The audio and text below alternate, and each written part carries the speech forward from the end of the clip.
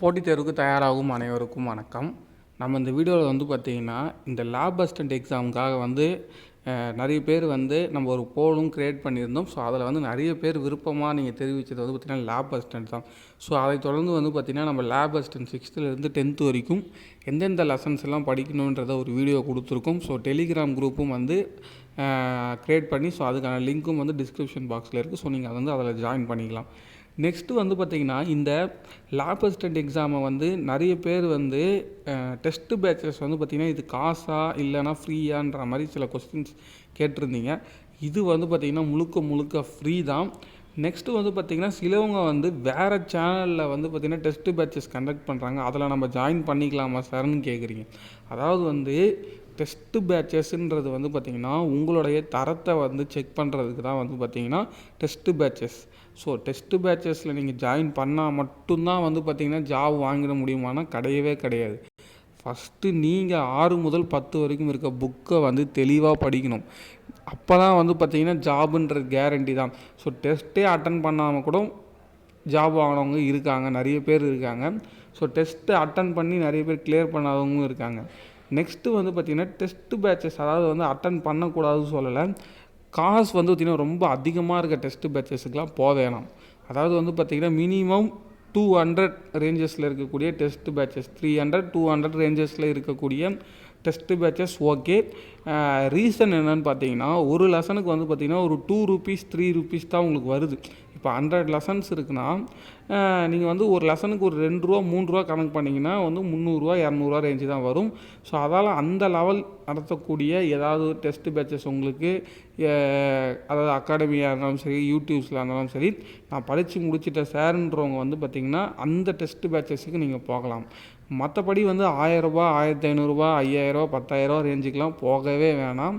ரொம்ப அதெல்லாம் பார்த்திங்கன்னா உங்களோட காஸ்ட் தான் வேஸ்ட், டேரெக்டாகவே சொல்லணுன்னா.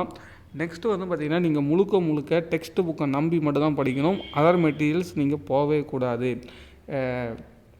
நம்ம பார்த்திங்கன்னா இந்த 100 லெசனை இந்த 120 days அதாவது பார்த்திங்கன்னா நம்ம ஒரு 4 months இப்போதைக்கு நம்ம ஜூன் வரைக்கும் நம்ம எக்ஸ்பெக்ட் பண்ணக்கூடியது பார்த்திங்கன்னா ஜூனில் எக்ஸாம் வரலான்னு நினைக்கிறோம். ஸோ ஒரு 100 நாள் 120 நாள் இருக்குது. ஸோ டெய்லி ஒரு லெசன்ஸ் நம்ம பார்த்துக்கிட்டே வந்தாலும் கண்டிப்பாக பார்த்திங்கன்னா இந்த 120 நாளுக்குள்ளே இந்த 100 லெசனை நம்ம கம்ப்ளீட் பண்ண முடியும். ஸோ நம்ம டெய்லி ரெகுலராக கொஞ்சமாக படிச்சுட்டு வந்தால் தான் பார்த்திங்கன்னா இன்றைக்கி இருக்க சுச்சுவேஷன்ஸில் கிளியர் பண்ண முடியும். அது இல்லாமல் பார்த்திங்கன்னா லேப் அசிஸ்டன்ட் எக்ஸாம் கிட்டத்தட்ட ஒரு 20 லட்சம் பேர் வரைக்கும் எழுதக்கூடிய எக்ஸாமாக இந்த வருடம் கண்டிப்பாக இருக்கும். ஏன்னா குரூப் 4 கிட்டத்தட்ட ஒரு 2 வருஷம் இப்போ நடைபெற முடியல. ஸோ அதால் குரூப் 4 எழுதுகிறவங்க, குரூப் 2 எழுதுகிறவங்க, குரூப் எல்லாருமே ஒர்க் போகிறவங்க, ஜாபில் இப்போ இருக்கவங்க, ஹவுஸ் ஒய்ஃப்ஸ் எல்லாருமே இந்த எக்ஸாமுக்கு கண்டிப்பாக எழுதுவாங்க.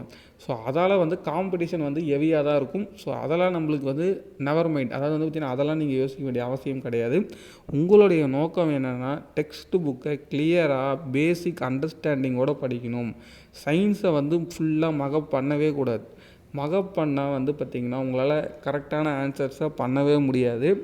நெக்ஸ்ட்டு பார்த்திங்கன்னா சயின்ஸை அப்ரோச் பண்ணுறது பார்த்திங்கன்னா 6th to 12th வரைக்கும் ஒரே மாதிரி அப்ரோச் பண்ணணும். ஒரு மாதிரி டேர்ம் வைஸ் நம்ம அப்ரோச் பண்ணும்போது கொஞ்சம் டிஃபிகல்ட்டி இருக்கும்.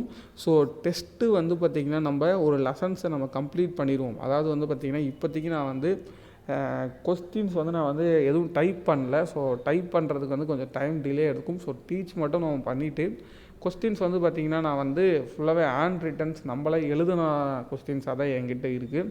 ஸோ அது பார்த்திங்கன்னா உங்களுக்கு அப்படியே கொடுக்கும்போது அது ஆன்சரோடு இருக்கும். ஸோ உங்களுக்கு அந்த அளவுக்கு எஃபெக்டிவாக இருக்காது. ஸோ டெஸ்ட்டு பார்த்திங்கன்னா டைப் பண்ணி அதுக்கான ப்ராசஸ் நம்ம பண்ணிவிட்டு ஃப்யூச்சரில் அதை பார்த்துக்கலாம். ஸோ ஒரு 1 month ஒரு 40 daysக்கு அப்புறமா நான் அதை பற்றி அனௌன்ஸ் பண்ணுறேன்.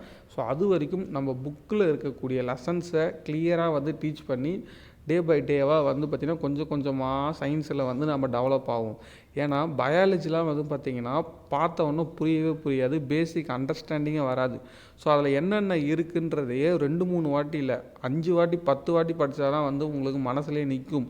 இப்போ ஒரு வித்துலைனா என்ன, இரு வித்துலைனா என்ன, B1 B2 அதுக்கப்புறம் பார்த்திங்கன்னா ஏபி இந்த மாதிரி பார்த்திங்கன்னா வைட்டமின்ஸ், அதாவது பார்த்திங்கன்னா இதோட அறிகுறிகள் என்ன, இதோட நோய்கள் என்ன, இது எல்லாத்தையும் ஞாபகம் வச்சுக்கிறது, வைரஸால் ஏற்படக்கூடிய நோய்கள், பாக்டீரியாவால் ஏற்படக்கூடிய நோய்கள், இதெல்லாம் வந்து பார்த்திங்கன்னா பேசிக் கான்செப்ட். இன்னும் வந்து பார்த்திங்கன்னா உள்ள ஆஞ்சியோஸ்போம், ஜிம்னோஸ்போம் இந்த மாதிரி போகும்போது இன்னும் வந்து கஷ்டமாக இருக்கும். ஸோ புரிதலோடு படிக்கலைன்னா பயாலஜி வந்து ரொம்ப கஷ்டமாக இருக்கும். அதாவது பாட்னி, ஜுவாலஜி வந்து பார்த்திங்கன்னா அதுவும் எக்ஸ்பெஷலி வந்து இந்த பயாலஜி குரூப் படிக்காதவங்களுக்குலாம் வந்து பார்த்திங்கன்னா ரொம்பவே டஃபஸ்ட்டாகவே இருக்கும். பேசிக்காக வந்து அண்டர்ஸ்டாண்டிங் வந்து பார்த்திங்கன்னா ஃபிசிக்ஸ், கெமிஸ்ட்ரியை கம்பேர் பண்ணும்போது பயாலஜி வந்து கொஞ்சம் ட்ரையாக தான் இருக்கும். புரிகிற கான்செப்ட் புரியலைன்னா வந்து ரொம்ப கஷ்டமாக தான் தெரியும்.